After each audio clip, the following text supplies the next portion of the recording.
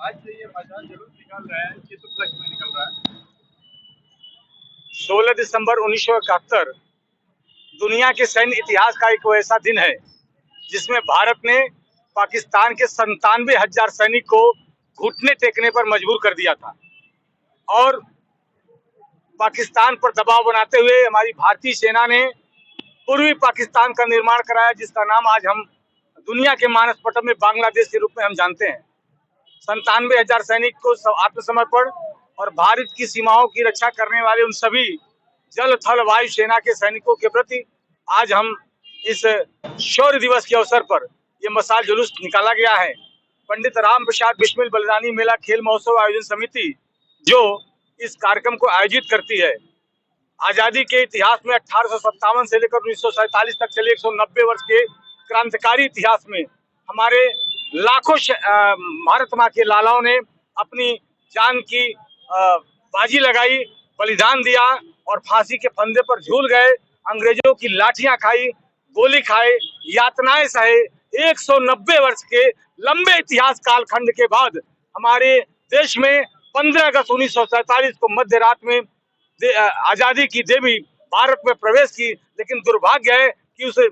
बांग्लादेश से लेकर लाहौर से लेकर ढाका से लेकर जो राजेंद्र नाथ लाहिड़ी, सरदार भगत सिंह जैसे देश स्तरीय क्रांतिकारी थे, इन सब का स्थान पाकिस्तान में रह गया और भारत के दो टुकड़े हो गए। ऐसे में जो अखिल भारतीय क्रांतिकारी सम्मान संघर्ष मोर्चा है, इसमें जो बलिदान हुए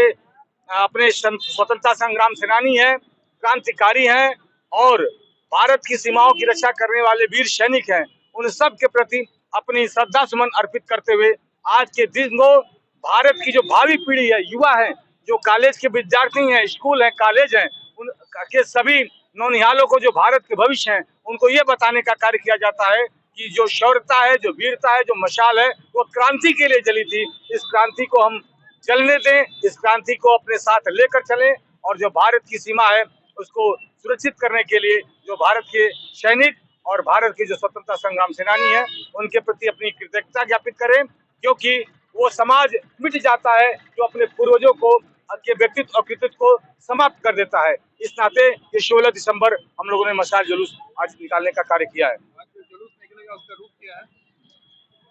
आप सामने देख सकते हैं, ये पंडित राम प्रसाद बिस्मिल की मूर्ति लगी हुई है। ये हरिओम नगर तिराहे पर स्थित है। बिस्मिल जी की 4 स्मृतियां गोरखपुर में है। बिस्मिल जी की मूर्ति यहाँ पर लगी है, बिस्मिल पार्क सिविल लाइन में है। गोरखपुर की जेल में पंडित राम प्रसाद बिस्मिल को 19 दिसंबर 1927 को फांसी दी गई थी और घंटा घर में उनके पार्थिव शरीर को अंतिम दर्शन के लिए रखा गया था और राप्ती की नदी के तट पर उनकी अंत्येष्टि हुई थी। ऐसे में ये मशाल जुलूस हरिओम नगर तिराहे से चलकर कचहरी कलेक्ट्रेट से लेकर गोलघर पटेल मूर्ति पर जाएंगे। पटेल जी का इतिहास देश की एकता एवं अखंडता को बनाए रखने में उन्होंने जो